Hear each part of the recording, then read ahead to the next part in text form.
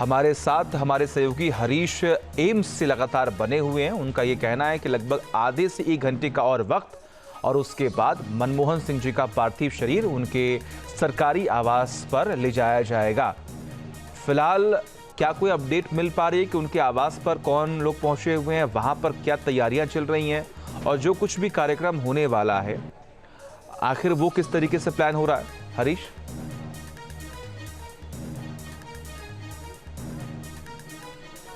जी देखिए, जिस तरीके से पहले हमने बताया कि प्रियंका गांधी यहाँ पर एम्स सबसे पहले पहुंची थी, उसके बाद वो यहाँ से निकलकर 3 मोतीलाल नेहरू मार्ग जो सरकारी आवास है मनमोहन सिंह का, वहाँ पर वो पहुंची हैं और उसके बाद वहाँ की तैयारियों का जायजा लेंगी। जैसे कि हमने पहले बताया कि कैबिनेट मीटिंग होगी कल 11 बजे, उसके बाद जो है वो श्रद्धांजलि किस तरीके से होगी, वो तमाम फैसले जो है वो लिए जाएंगे। इसकी तैयारियों का जायजा भी लेने प्रियंका गांधी अभी पहुंची हुई हैं और कल सुबह ये अनुमान जताया जा रहा है कि लगभग 1 घंटे के आसपास जो है अभी यहाँ पर समय और लगेगा। उसके बाद एक विशेष एम्बुलेंस जो है वो एम्स में पहले ही पहुंच चुका है। वहां से उस एम्बुलेंस के जरिए जो है वो 3 मोतीलाल नेहरू मार्ग जो उनका सरकारी आवास है वहां पर वो पहुंचेंगे। ठीक है, बिल्कुल हरीश, आप लगातार बने रहिए हमारे साथ। अब देखिए, सबसे बड़ी बात है कि उनका राजनीतिक सफर क्या रहा। पूर्व प्रधानमंत्री डॉक्टर मनमोहन सिंह,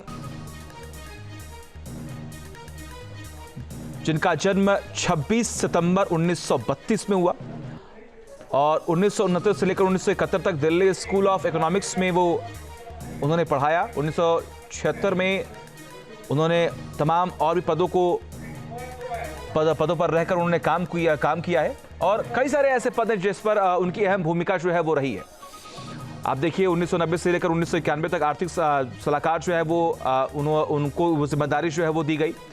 टैक्स सुधार, विदेशी मुद्रा सुधार, ये स्ट्रक्चरल रिफॉर्म्स जो है उन्होंने किया। उदारीकरण को लेकर तमाम बड़े फैसले लिए। वित्तीय क्षेत्र में किस तरीके से सुधार हो सके इस पर उन्होंने काम किया। टैक्स सुधार में काम किया उन्होंने। इकोनॉमिक रिफॉर्म्स पर उनका पूरा फोकस जो है, जब वो पहली बार वित्त मंत्री बनाए गए थे नरसिम्हा राव की सरकार में, उन्होंने क्या क्या बड़े फैसले लिए इसके बारे में तो आपको लगातार बता ही रहे हैं। लेकिन सबसे बड़ी बात यहाँ पर है कि जिन जिन पदों पर वो रहे उन पदों पर उनकी भूमिका अहम रही। उन्होंने अपने कर्तव्यों के साथ अपने तमाम बड़े फैसलों को लागू किया।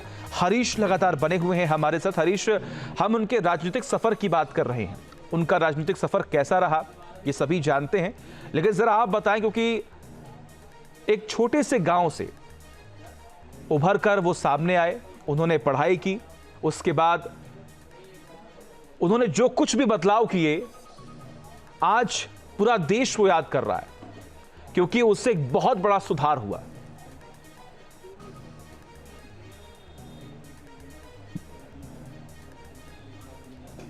जी देखिए, बिल्कुल जिस तरीके से उनका राजनीतिक सफर रहा, जिस तरीके से वो आरबीआई के गवर्नर रहे, तब कई अहम फैसले जो हैं उन्होंने लिए और 1991 का जो दौर है वो हम हमेशा याद रखेंगे, क्योंकि जिस तरीके से 1991 से पहले भारत की आर्थिक तौर पर जो स्थिति थी और 1991 के बाद जिस तरीके की हुई, तो वो 1991 बहुत अहम हो जाता है भारत के लिए। और जिस तरीके से 1991 से पहले भारत में जो हमने रिसेशन देखा था, भारत की जो अर्थव्यवस्था है वो बंद थी और इस वजह से जिस तरीके से हम देख रहे थे कंडीशन जो ग्रोथ रेट है, जो जीडीपी ग्रोथ रेट है, वो कहीं ना कहीं बहुत नीचे जा रहा था।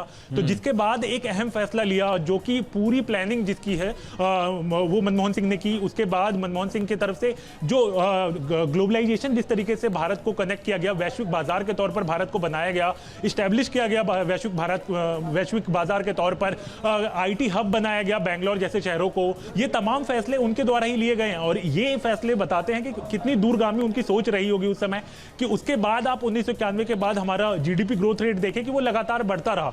हम बहुत तेजी से बढ़ोतरी करते रहे इसमें और इसके साथ साथ जो जीडीपी ग्रोथ रेट के साथ जब 2004 के बाद उनका कार्यकाल शुरू होता है, जब प्रधानमंत्री उनको बनाया जाता है, तो आरटीआई एक्ट, एजुकेशन को लेकर आरटीआई एक्ट आया। तमाम चीजें जो हैं, जिस तरीके से देखें आप, कितने अहम फैसले लिए गए। आप हर स्ट्रक्चर में देखें, चाहे वो किसानों के लिए फैसले लेना हो, चाहे फिर उसके बाद स्टूडेंट्स के लिए लेना हो फैसले, वो तमाम चीजें जो है वो की गई। जिसके बाद भारत भी देखें आप, इकोनॉमिक तौर पर हम लगातार मजबूत होते रहे।